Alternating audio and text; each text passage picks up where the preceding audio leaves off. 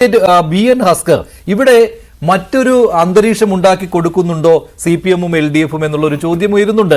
അതായത് തൃശ്ശൂരിൽ എന്താണോ സംഭവിച്ചത് അതുപോലെ ബി ജെ പിക്ക് ജയിക്കുവാനുള്ള ഒരു അന്തരീക്ഷം, അവിടെ യു ഡി എഫും ബി ജെ പിയും തമ്മിലാണ് മത്സരം എന്നുള്ള കാര്യം ഏതാണ്ടൊരു 70% അങ്ങനെ തന്നെയാണ്. പിന്നെ നമ്മൾ ഈ തെരഞ്ഞെടുപ്പിലേക്ക് പോകുന്ന ഒരു സമയത്ത് അങ്ങനെ ഒരു കൃത്യമായ ഒരു നിഗമനത്തിലേക്ക് പോകേണ്ട എന്നതേ ഉള്ളൂ. പക്ഷേ അങ്ങനെ ഒരു അന്തരീക്ഷമാണ് അവിടെയുള്ളത്.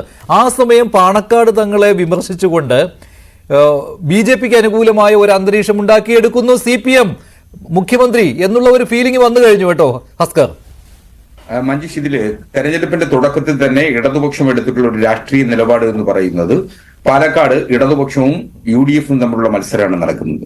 ബി ജെ പി നിങ്ങൾ കരുതുന്നത് പോലെയോ ബി ജെ പി അവകാശപ്പെടുന്നത് പോലെയോ ഒരു തരത്തിലും പാലക്കാട് സാന്നിധ്യം വരുന്ന തരത്തിലുള്ള ഒരു രാഷ്ട്രീയ നിലപാട് വരുത്തുന്ന പ്രവർത്തനം കാഴ്ചവെച്ചിട്ടില്ല.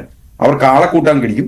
ഒരുപക്ഷെ കഴിഞ്ഞ തെരഞ്ഞെടുപ്പിൽ നിന്ന് 10,000-ലധികം വോട്ടുകൾക്ക് പിന്നോട്ട് പോകുന്ന സാഹചര്യം തന്നെയായിരിക്കും പാലക്കാട് മണ്ഡലത്തിൽ ബി ജെ പിക്ക് ഉണ്ടാകും. കാരണം സ്ഥാനാർത്ഥി എന്ന നിലയിൽ ബി ജെ പിക്കുള്ളിൽ തന്നെ കടുത്ത വിഭാഗീയത സ്ഥാനാർത്ഥി നിർണയത്തോടു കൂടി തുടങ്ങിയിട്ടുള്ളതാണ്.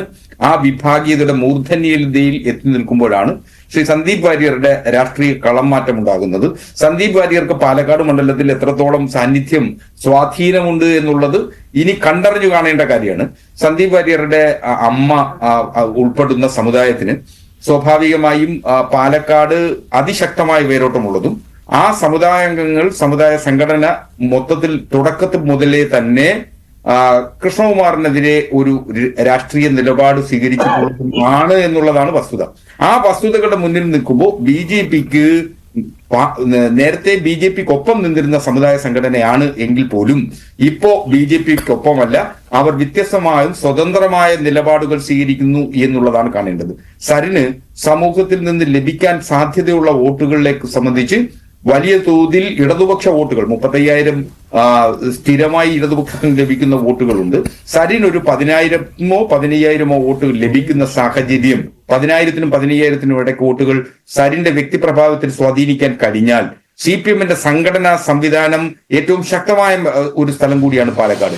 അത് നിസ്സാരവൽക്കരിച്ച് കാണാൻ കഴിയില്ല. ഒരുപക്ഷെ വോട്ട് ഷെയർ കുറഞ്ഞിരിക്കുന്ന ഘട്ടത്തിൽ പോലും സി പി എമ്മിന്റെ സംഘടനാപരമായി കടുത്ത ശക്തിയുള്ള ഒരു മണ്ഡലം തന്നെയാണ് പാലക്കാട്. ആ സംഘടനാ സംവിധാനം എണ്ണയിട്ട യന്ത്രം പോലെ പ്രവർത്തിച്ചു എന്നുള്ളതാണ് കഴിഞ്ഞ ദിവസങ്ങളിൽ വിലയിരുത്തപ്പെട്ടിട്ടുള്ളത്.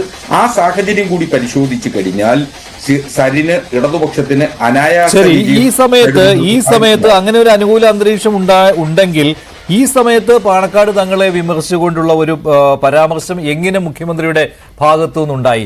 ഇതായിരുന്നില്ലല്ലോ നിലപാട്. ലോക്സഭാ തെരഞ്ഞെടുപ്പ് സമയത്ത് ഇങ്ങനെ ആയിരുന്നില്ലല്ലോ. ലീഗിനെ പ്രശംസിക്കുന്ന നിലപാടായിരുന്നില്ലേ? ലീഗിനെ സ്വാഗതം ചെയ്യുന്ന നിലപാടായിരുന്നില്ലേ? പിന്നെ ഈ സമയത്ത് തെരഞ്ഞെടുപ്പിന്റെ പടിവാതിൽക്കൽ 2-3 ദിവസം മാത്രം ബാക്കി നിൽക്കുന്ന സമയത്താണ് ഇത്തരം ഒരു പരാമർശം ഉണ്ടായത്. അതെന്തിനു വേണ്ടിയായിരുന്നു? സന്ദീപ് വാര്യർ പാണക്കാട് തങ്ങളെ കണ്ടതിന് ശേഷമാണല്ലോ ഇത്തരമൊരു പരാമർശം വന്നതും. അത് ഒരു അന്തരീക്ഷം ഉണ്ടാക്കി കൊടുക്കലായിരുന്നില്ലേ? ഒരു ഡീലിന്റെ ഒരു തോന്നലുളവാക്കുന്നതല്ലേ? ഡീൽ എന്ന് പറഞ്ഞാൽ നേരിട്ട് ചർച്ച ചെയ്ത് പാർട്ടികളും നേതാക്കളും തമ്മിൽ ഉണ്ടാക്കുന്നതെന്നല്ല ഞാൻ പറയുന്നത്. ഒരു അന്തരീക്ഷം തൃശ്ശൂരിലെ പോലെ ഉണ്ടാക്കി കൊടുക്കുന്നു എന്നുള്ള തോന്നലുണ്ടാകുന്നു ഒരു CPM BJP ഡീൽ. പാലക്കാട് മണ്ഡലത്തിൽ പരിശോധിച്ചാൽ മുസ്ലിങ്ങൾ 20 മുതൽ 22% മാത്രമുള്ള മുസ്ലിം സമുദായങ്ങളാണ് അവിടെ ഉള്ളത്. ഇവരെല്ലാവരും പാണക്കാട് തങ്ങളുടെ ഫത്വയ്ക്ക് അനുസരിച്ച് വോട്ട് ചെയ്യും എന്ന് നമുക്ക് കരുതാനാവില്ല. സ്വാഭാവികമായും അതിൽ മഹാഭൂരിപക്ഷം വരുന്നവർ വിവിധ വ്യത്യസ്തവും സ്വതന്ത്രവുമായി നിലനിൽക്കുന്ന ആളുകളാണ്. SDPI PFIക്ക് ഉദാഹരണത്തിന് 2000 മുതൽ 3000-നകത്ത് വോട്ടുകൾ സ്വാധീനിക്കാൻ കഴിയും എന്നുള്ളതൊരു വസ്തുത തന്നെയാണ്. അതിനപ്പുറം ഷാഫി പറമ്പിൽ മത്സരിക്കുമ്പോൾ ഷാഫി പറമ്പിൽ അനുകൂലമായി പോളറൈസ് ചെയ്യപ്പെടുന്ന വോട്ട്, ആ വോട്ടുകൾ എങ്ങനെ ശ്രീ രാഹുൽ മാങ്കൂട്ടത്തിന് അനുകൂലമായി പോളറൈസ് ചെയ്യപ്പെടും എന്നുള്ളത് മറ്റൊരു ചോദ്യമാണ്. ആ ചോദ്യം സ്വാഭാവികമായും അതിന് ഉത്തരം ലഭിക്കേണ്ടത് തെരഞ്ഞെടുപ്പ് കഴിയുമ്പോൾ മാത്രമാണ്. ഷാഫി പറമ്പിൽ എത്രത്തോളം സ്വാധീനം മുസ്ലിം സമുദായങ്ങൾക്കിടയിൽ ഉണ്ടാക്കി അതൊരു പോളറൈസേഷനായി കൊണ്ടുവന്ന് UDF അനുകൂലമാക്കാൻ കഴിയുമെന്ന് സംശയമുണ്ട്. മുസ്ലിം ലീഗിന് സാമാന്യേതര രാഷ്ട്രീയ സ്വാധീനമുള്ള മണ്ഡലം തന്നെയാണ് പാലക്കാട്. സ്വാഭാവികമായും ഇത്രയധികം മുസ്ലിങ്ങൾ തിങ്ങിപ്പാർക്കുന്ന നഗരപ്രാന്തത്തിൽ സ്വാഭാവികമായും മുസ്ലിം ലീഗിന് നാമമാത്ര സ്വാധീനമുണ്ട് എന്നുള്ളത് ഒരു വസ്തുത തന്നെയാണ്. അത് നിഷേധിച്ചുകൊണ്ടല്ല പറയുന്നത്. പക്ഷേ മുസ്ലിം സമുദായാംഗങ്ങൾ ആകമാനം പാണക്കാട് തങ്ങളുടെ ഫത്വയ്ക്കനുസരിച്ച് വോട്ട് ചെയ്യുമെന്ന് കരുതാനാവില്ല. പാണക്കാട് തങ്ങളെ വിമർശിക്കുന്നതിന് അതീതമായിട്ടുള്ള വ്യക്തിയാണെന്ന് കൂടി കരുതുന്നിടത്താണ് നമുക്ക് അപകടം സംഭവിക്കുന്നത്. പിണറായി വിജയൻ വളരെ കൃത്യമായിട്ട് ഇക്കാര്യത്തിൽ പറഞ്ഞു. തങ്ങൾ എടുക്കുന്ന നിലപാടുകളെ ആ നിലപാടുകൾ ജമാഅത്തെ ഇസ്ലാമിയുടെ നിലപാടുകളായി പോകുന്നു എന്ന അർത്ഥത്തിൽ വിമർശിക്കുമ്പോൾ പാണക്കാട് തങ്ങളെ വിമർശിച്ചു, അതുകൊണ്ട് മുസ്ലിം സമുദായങ്ങൾ ആകമാനം ഇടതുപക്ഷത്തിനെതിരായി ചിന്തിച്ചുകൊണ്ട് UDF അനുകൂലമായി വോട്ട് ചെയ്യുകയും മറ്റും ഭൂരിപക്ഷ സമുദായങ്ങൾ മുഴുവൻ BJP അനുകൂലമായി വോട്ട് ചെയ്യുമെന്ന ഒരു സാമൂഹിക ഘടന സോഷ്യൽ എഞ്ചിനീയറിംഗിൽ ആകമാനം മാറ്റമുണ്ടാകും എന്ന് ചിന്തിക്കുന്നിടത്താണ് മറ്റൊരു പ്രശ്നം ഉദിക്കുന്നത്.